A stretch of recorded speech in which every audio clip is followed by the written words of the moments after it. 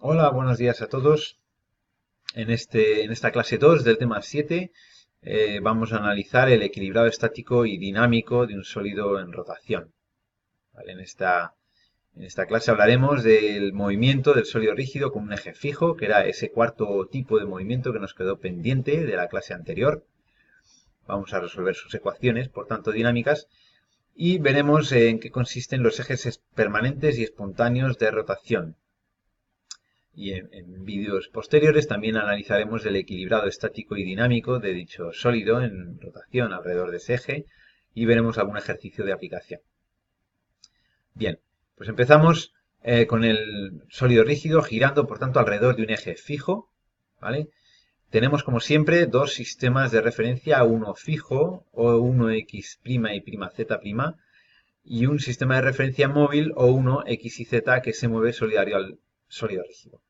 Por simplicidad vamos a suponer que el eje de giro coincide con el eje OI, ¿vale? El segundo eje de coordenadas. Es decir, tendríamos ese sistema fijo y el sistema móvil para describir el movimiento alrededor de este eje fijo O1 o 2. Únicamente vamos a necesitar un ángulo de rotación del sistema de ejes móvil con respecto al fijo, es decir, ese ángulo phi sería el único grado de libertad que tendría este movimiento en este caso. Lo cual no quiere decir que sea la única incógnita a resolver, ¿vale? Puesto que hemos visto anteriormente que el hecho de que haya restricciones en el movimiento del sólido, como es el caso de estos puntos fijos O1 y O2, genera unas fuerzas de ligadura en dichos puntos que lo que hacen precisamente es impedir el movimiento del sólido alrededor de ese eje. Alrededor, bueno, en los puntos de ese eje. Es decir, habría dos fuerzas de ligadura que también serían incógnitas y por tanto tres componentes de cada una de esas fuerzas nos darían seis nuevas incógnitas. ¿Vale? Para resolver el problema tenemos como siempre dos teoremas. El teorema del centro de masas que nos da una ecuación vectorial. Tendríamos la resultante de las fuerzas aplicadas exteriores y las dos fuerzas de ligadura en el punto O1 y en el punto O2. La suma de todas ellas sería igual a la masa por la aceleración del centro de masas. Bueno, pues esta ecuación vectorial, como digo, se proyectaría sobre el sistema de ejes fijo, x' y z', y nos proporcionaría tres ecuaciones escalares, que serían las tres primeras ecuaciones con las que podemos contar. Las otras tres ecuaciones saldrían del teorema del momento cinético. Hemos dicho en alguna ocasión que si hay un punto fijo es recomendable aplicar ese teorema en ese punto. Aquí tenemos dos puntos fijos, O1 y O2, cogemos uno de ellos. Por tanto, aplicamos con respecto a ese punto fijo O1 ese teorema del momento cinético. Tendríamos N, que es el momento que resulta de las fuerzas exteriores directamente aplicadas, R, ¿vale? Con respecto a ese punto O1, y N2, que sería el momento que genera la fuerza de ligadura en O2 con respecto a O1. Lógicamente, la fuerza de ligadura en O1 no genera ningún momento en ese punto, ¿vale? Pues la suma de ambos momentos sería igual a la derivada del momento cinético o momento angular con respecto al tiempo. Esta ecuación vectorial, de nuevo, nos proporciona tres ecuaciones escalares al proyectarlas sobre el sistema de ejes de coordenadas. Por tanto, tenemos seis ecuaciones, pero sin embargo tenemos siete incógnitas. Las seis componentes de esas fuerzas de ligadura más el ángulo de rotación. Es decir, es un problema indeterminado. No podemos resolverlo a menos que contemos con más ecuaciones o con menos incógnitas. Podemos, sin embargo, proyectar este teorema del momento cinético sobre el eje de giro O1i, ¿vale? Y veríamos lo que obtendríamos. Tendríamos que la proyección de los momentos generados por las fuerzas sobre el eje nos daría la componente en ese eje de esos momentos. Por otro lado, la proyección de esta derivada de L con respecto al tiempo, si la escribimos en forma de I por omega, que es la manera que tenemos de calcular el momento cinético, pues al proyectar esa derivada sobre J, el unitario en el eje Y, pues únicamente nos proporcionaría, digamos, la componente correspondiente al momento axial con respecto a dicho eje, ¿vale? Por tanto, tendríamos que n sub i, componente en el eje de rotación de los momentos generados, sería igual a la variación de JI por omega. ¿Vale? Este JI por omega, ya digo, como resultado del producto de I por omega proyectado después sobre el eje Y, con respecto a tiempo. Es decir, JI por la aceleración angular. ¿Vale? Integrando esta ecuación se obtendría el problema cinemático resuelto, pero el problema dinámico, ya hemos dicho, solo se puede resolver si alguna de las componentes de la fuerza de ligadura es nula, es decir, si reducimos el número de incógnitas en este sistema de ecuaciones, mediante la fijación de algún tipo de condición o de algún punto en el eje. Vamos a ver dos casos en esa posible resolución dinámica de las ecuaciones, ¿vale? En los cuales aplicamos condiciones adicionales. El primero de los casos es aquel en el que las fuerzas aplicadas equivaldrían a una única fuerza pasando por el punto fijo O1. Esta R de aquí, ¿vale? Bien, veremos qué condiciones ha de cumplir el movimiento para que las fuerzas de ligadura en el otro punto fijo sean nulas. ¿Vale? Aplicando el teorema del momento cinético con respecto al punto O1, teníamos lo siguiente. Teníamos N, momento resultante de las fuerzas R exteriores. S es 0 puesto que las fuerzas exteriores pasan por O1 y estamos calculando ese momento con respecto a O1, así que no genera ningún momento. ¿Vale?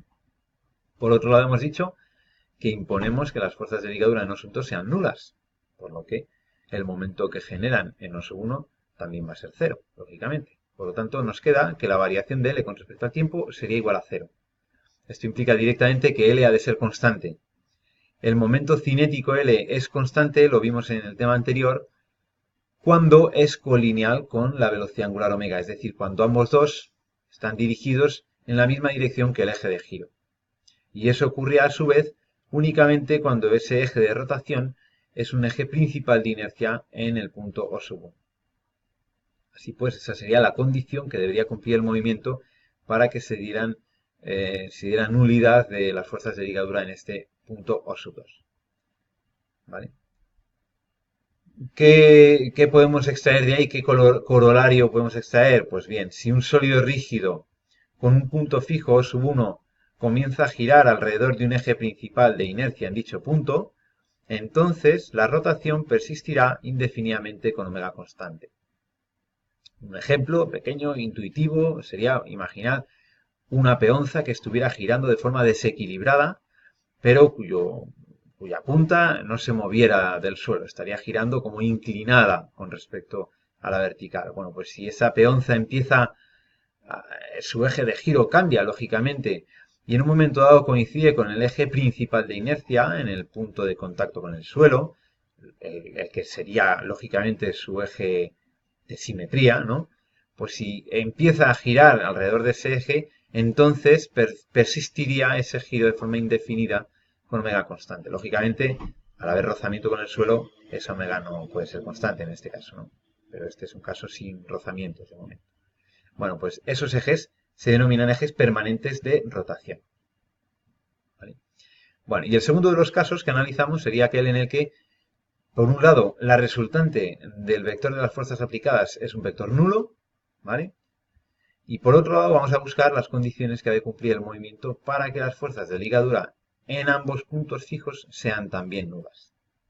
Luego la hipótesis de partida es esa, que la resultante es nula y veremos qué hay que hacer para que las fuerzas de ligadura sean también nulas. El teorema del momento del centro de masas aplicado en este caso sería pues R más R1 más R2, fuerzas de ligadura en los puntos fijos, igual a la masa por aceleración. Como la hipótesis es que la resultante es nula, esta R sería 0, y las fuerzas de ligadura estamos también asumiendo que son nulas, pues tendríamos que ninguna de las tres sería distinta de 0.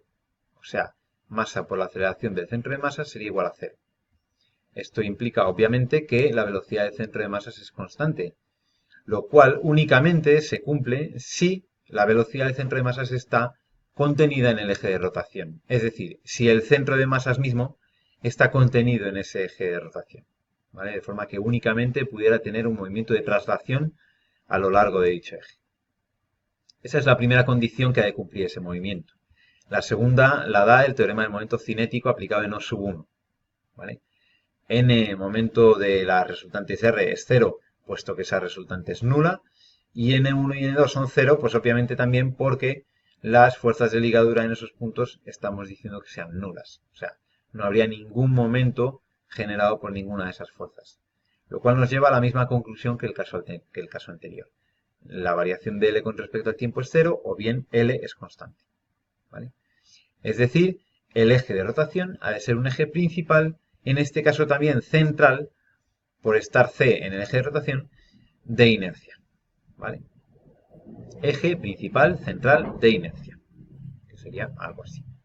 Corolario de este movimiento sería lo siguiente: pues si un sólido rígido, libre, sin fuerzas aplicadas exteriores, comienza a girar alrededor de un eje principal central de inercia, entonces la rotación persistiría indefinidamente con omega constante.